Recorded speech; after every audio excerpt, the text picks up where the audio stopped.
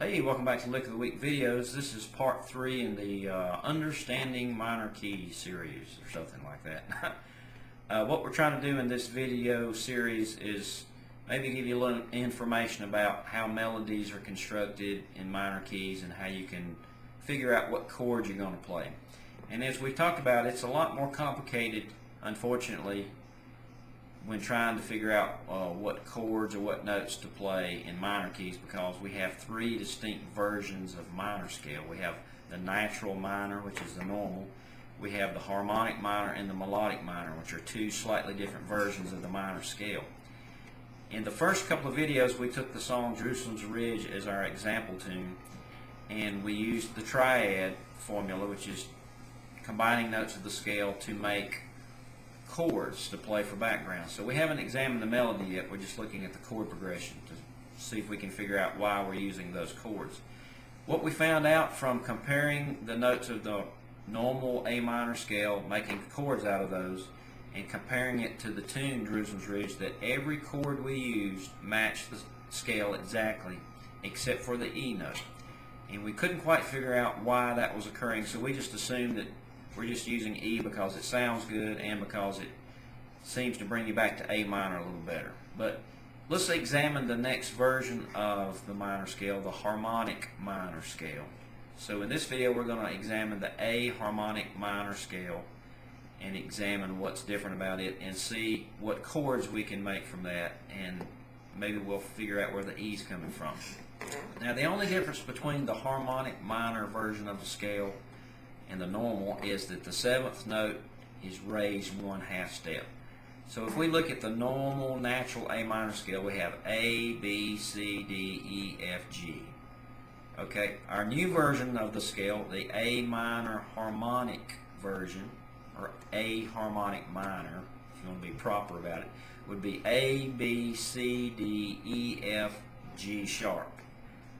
So you have only one note difference. How much would change if you changed the G to G sharp? Well, if we're talking about chords, you'd be surprised, because now every chord that we build using this new version of the A minor scale, every time the G note appears, it gets changed to G sharp, which alters the sound and the function of the chord that it's in. So let's compare just the normal A minor chords that we put together to this new version and see how they stack up. We have A minor, B diminished, C major, D minor, E minor, F major, G major, and A minor. Those were the chords that we built from the regular old A minor scale.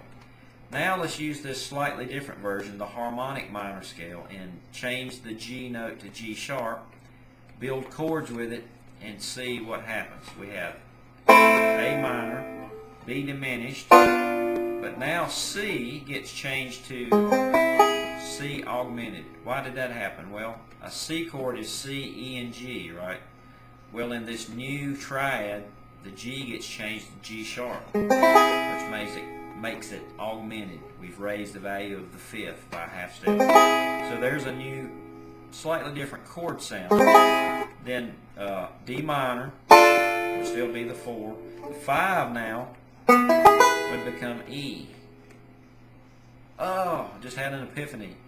This is where the E could be coming from. But why are we using E in this scale version instead of E minor? Well, E minor is E, G, and B, which are the triad that we make from the normal natural scale. But this is the new version of the A minor scale, and the G gets changed to G sharp. So now we have E, G sharp, and B, which is a major chord. Now after that, we have the F being our 6, which is the same as the other scale. But now the G sharp changes our 7 chord to G sharp diminished, because again we've raised the G up a 1/2 step. So we get 3 new chords that we can use to play background music. The song itself could still be written in the normal A minor scale. Now let's compare that previous chord progression to this new one and see if we can figure out what's going on. We know we were using A minor, which belongs in both scales. We knew we were using a D minor chord in Jerusalem's Ridge, which belongs to both scales. Then we had eventually an E, which the E works in A harmonic minor, this slightly different version, but it doesn't work in the normal scale. So we substituted the E minor from the normal scale for the chord that we made from this slightly new version of the scale. So we had a substitution. Okay, what about the C chord? In Jerusalem's Ridge there's a C major. Well, that works for the normal old C chord that we built from the A minor scale, C, E, G. But if we make a C chord with this A harmonic minor version, we get C augmented. And we know that the C augmented is not the chord we use in Jerusalem's Ridge. So what we've discovered in this video, hopefully, is that the reason we're using E major instead of E minor is we've actually built slightly different chords using the A harmonic minor scale, and we've chosen the E, picked it out of the progression, and substituted it. So we actually have combined the two scales, and we've chosen an E major chord because it does lead you back to A minor a little better. But it's not a random choice, it's actually coming from the A harmonic minor scale.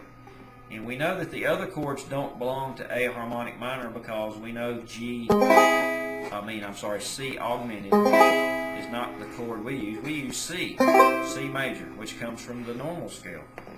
The D minor belongs to both, so that matches up. The A minor belongs to both, but the E definitely belongs in A harmonic minor.